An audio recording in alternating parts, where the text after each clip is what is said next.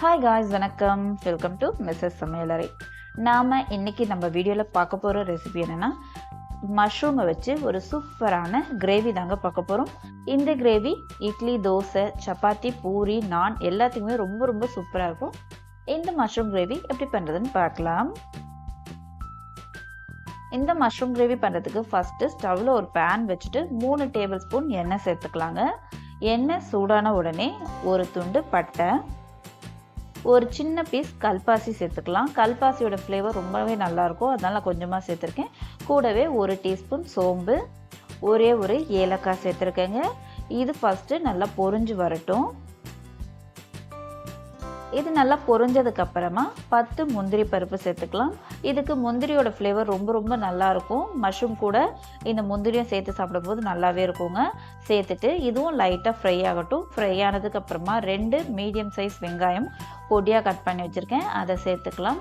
சேர்த்துட்டு இந்த வெங்காயம் நல்லா ஒரு கண்ணாடி பதம் வரட்டும், அந்தளவுக்கு நல்லா வதக்கி விட்டுக்கலாம். பாருங்கள், ஓரளவுக்கு நல்லாவே வதங்கி வந்திருக்கு. இப்போ ஒரு பச்சை மிளகாய் கீறிட்டு சேர்த்துருக்கேன்.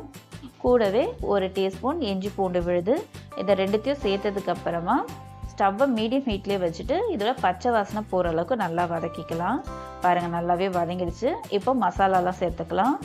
1 டீஸ்பூன் சில்லி பவுடர், 2 டீஸ்பூன் தனியா பவுடர், 1/4 டீஸ்பூன் மஞ்சத்தூள், 1/2 டீஸ்பூன் கரம் மசாலாவும் சேர்த்துக்கலாம். சேர்த்துட்டு இதோட பச்சை வாசனையெல்லாம் போகணும், அந்தளவுக்கு நல்லா நம்ம மிக்ஸ் பண்ணி விட்டுக்கலாங்க.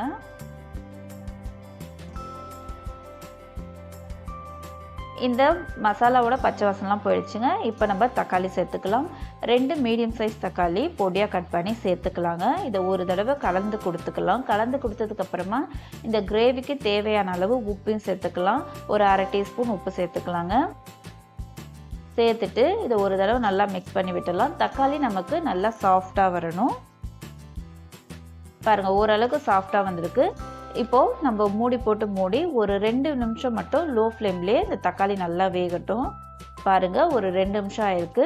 தக்காளி நல்லா நமக்கு வதங்கிடுச்சு. அதே மாதிரி இதில் இருக்க பச்சை வாசனை எல்லாமே போயிடுச்சு. இப்போ நம்ம மஷ்ரூம் சேர்த்துக்கலாங்க. நான் 200 கிராம் மஷ்ரூமை கொஞ்சம் பெரிய பெரிய பீசஸ் தான் கட் பண்ணி சேர்த்துருக்கேன். நீங்கள் பொடியாக வேணும்னாலும் கட் பண்ணி சேர்த்துக்கலாங்க. சேர்த்துட்டு இதை ஒரு 2 நிமிஷத்துக்கு நல்லா மிக்ஸ் பண்ணிக்கலாம். நம்ம 2 நிமிஷத்துக்கு மிக்ஸ் பண்ணும்போது இந்த மஷ்ரூம்லேருந்து தண்ணி விட ஆரம்பிச்சிடும். பாருங்கள், இந்த அளவுக்கு தண்ணி இருக்குது. இப்போ இதை நல்லா கலந்து கொடுத்ததுக்கப்புறமா உங்களுக்கு கிரேவி எந்த அளவுக்கு வேணுமோ அதுக்கேற்ற மாதிரி தண்ணி சேர்த்துக்கோங்க. நான் இன்றைக்கி ஒரு 1/2 கப் தண்ணி சேர்த்துருக்கேன். தண்ணி சேர்த்துட்டு இந்த இடத்துல உப்பு காரெல்லாம் செக் பண்ணிவிட்டு இப்போ வேணும்னா நீங்கள் இந்த சமயத்தில் சேர்த்துக்கலாம்.